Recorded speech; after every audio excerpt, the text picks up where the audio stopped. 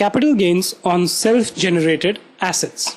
Section 55, subsection 2. Now, basically, first let's understand the meaning of self-generated asset. Okay. The example that I'm going to take is of a painting.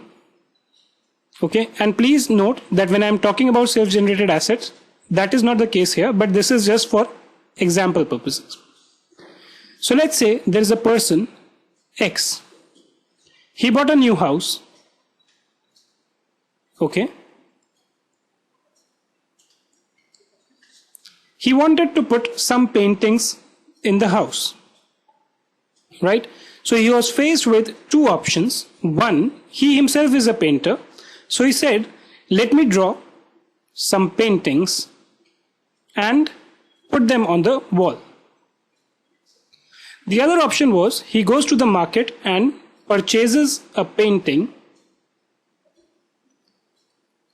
which he comes and puts in here. Right? The only reason why I'm giving this example to you is to explain to you that when he makes the painting himself, it's a painting which he has created himself. He has generated himself. Right?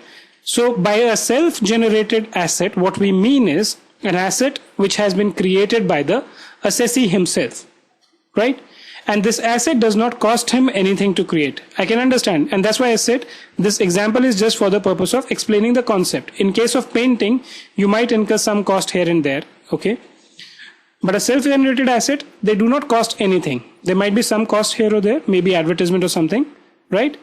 The other thing he can do is he can purchase these assets.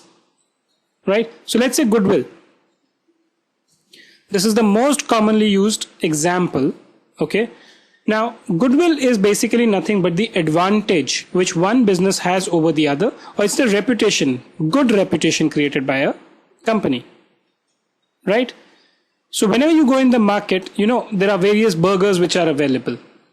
But the ones which are available at McDonald's, I'm not saying they are expensive, but you know that the burger which is going to be available at various outlets is going to be the same. It is very good in quality and all those things, right?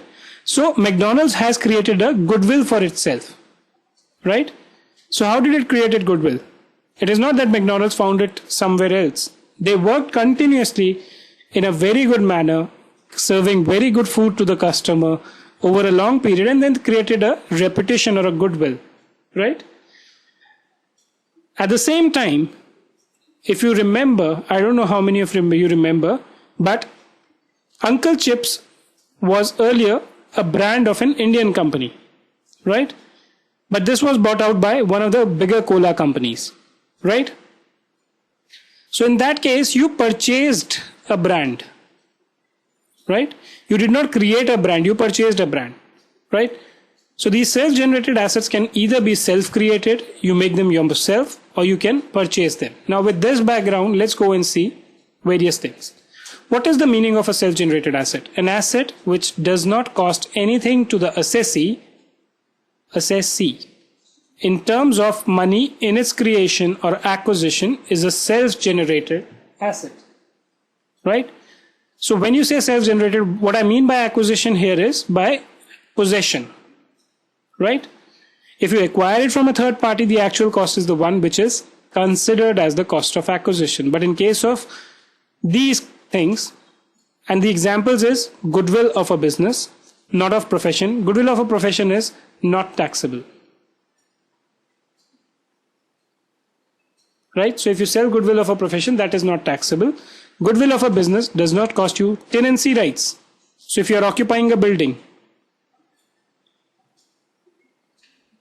okay, route permits, loom hours, patent, copyright, formula, etc., trademark or a brand name, just like I told you about the Uncle Chips, right to manufacture an article or produce product or a thing, right?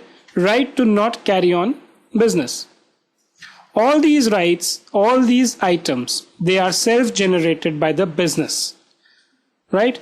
They occur why? Because you have worked for them over a period of time. If you purchase it from someone else, these are not self-generated, these are purchased. What we are talking about here is self-generated assets. So in case of self-generated assets, the cost of acquisition, if you purchase it from a previous owner, it's a purchase price. In other cases, it is nil. Other cases means what? When you have generated it yourself, right? Now, we saw earlier that in case of various assets which were acquired prior to 1481, the cost was what? Cost of acquisition or fair market value as on April 1, 1981. In case of self-generated assets, even though the business might be in existence for a long period, this fair market value is not available. Then cost of improvement, it is nil, except actual cost of improvement for tenancy right, route permits, okay, this is route permit actually, or loom hours. In these three cases, if you've actually incurred any cost of improvement, that is allowed. Cost of transfer, the actual cost is allowed. So let's say, for example, you sell your goodwill, okay, and when you sell the goodwill, the cost of transfer, let's say in terms of documents and everything, comes to 100 rupees and you sell it for 10,000. Then in that case, your cost of acquisition will be 0, your cost of transfer will be 100, and the balance, which is 9,900, is going to be taxable as capital gains, right? So you need to keep into mind as to what are the various self-generated assets. Just bear these things in mind, right?